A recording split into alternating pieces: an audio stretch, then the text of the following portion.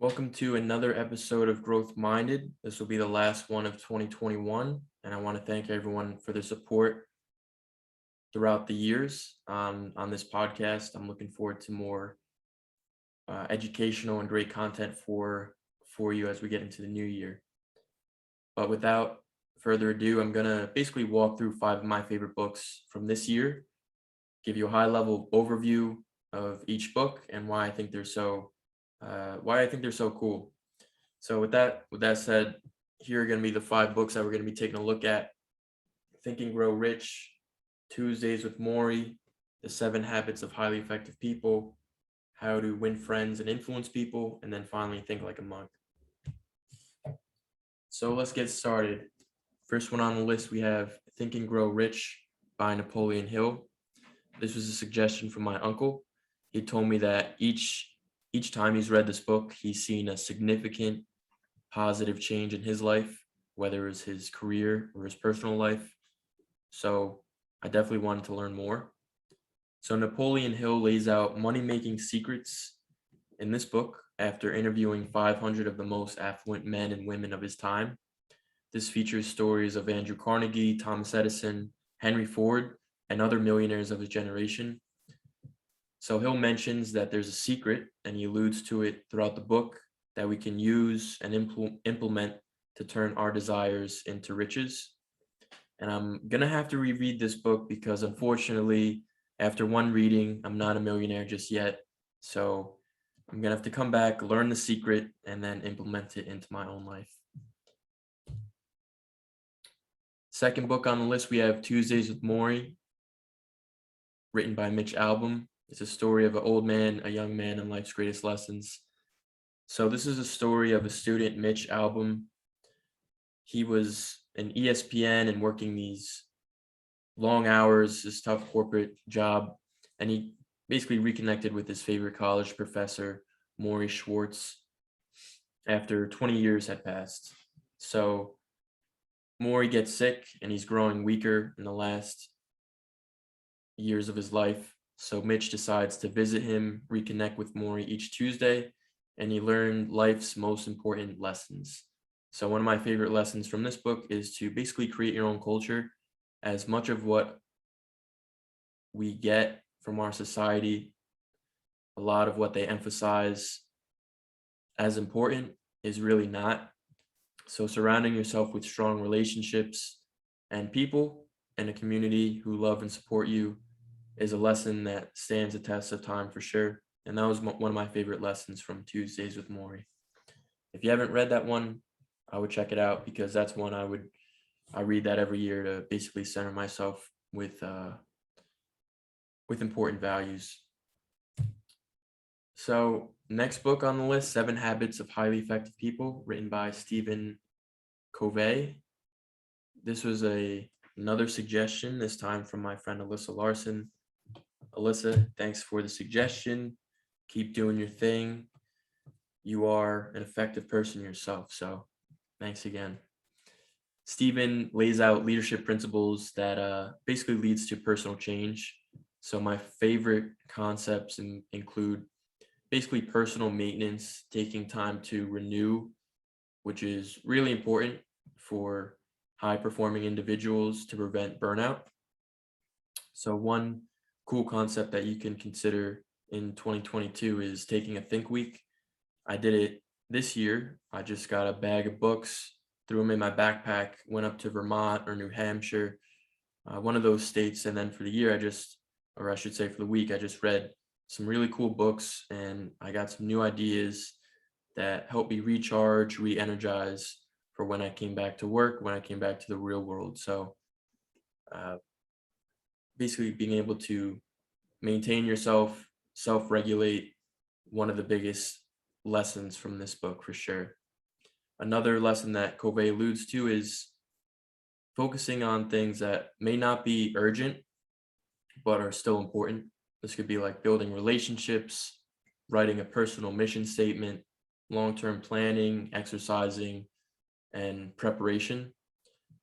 There's a tool called Quadrant 2 that I started using from this book, and it's really cool. Like each week, I'll basically have a my values on one side, whether it's dealing with family or friends, or physical, like exercise, or professional. I have different values and goals, and then you can basically set time to focus on those values throughout the year, or I should say throughout the week. So then by the time the week is over, you feel like your week was well balanced.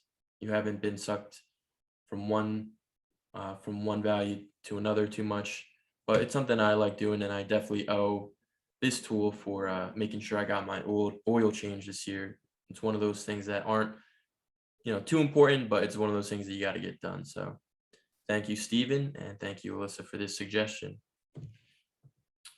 So how to win friends and influence people is going to be the fourth on the list. This is a really easy read, a really good read, and very relevant for a lot of people. This is a bestseller by Dale Carnegie, to better navigate social situations for those who want to get a job, to keep a job, or grow their social network. So Carnegie argues that a majority of our success in life depends on our ability to communicate and manage our personal relationships effectively, whether at home, with friends, or at work. So one key learning from this book is to, simple and sweet, be a good listener and encourage others to talk about themselves. Another good quote would be, I may be wrong, I've been wrong before, let me take another look. And this is a really good tool that you can use at work. If you make a mistake, you could use it with your significant other if you make a mistake, and you can use it with your friends and your family too. If you make a mistake, it helps kind of diffuse the situation, putting the blame on yourself, and being able to look for a solution. And then finally, rounding out the list, Think Like a Monk by Jay Shetty. This was a recommendation from my Aunt Patty, a Christmas gift from last year. So Aunt Patty, I did get around to reading this, and thank you so much. I think she wanted me to quit my job and become a monk. No, I'm just kidding. This is a story of Jay Shetty and his learnings from his time as a monk. He moved away from a life of hustle and bustle. I think his parents wanted him to become a lawyer or a doctor, but he found that he wasn't happy in that direction. So he lived with monks for like 3 years. And when he returned, he noticed that a lot of his friends and family who had these high-ranking corporate jobs were struggling with stress, pressure, and unhappiness. And since then, he has turned to basically coaching others on basically mindfulness, well-being, and purpose practices. And now I think he has the #1 health and wellness podcast in the world called On Purpose. So definitely check that podcast out too.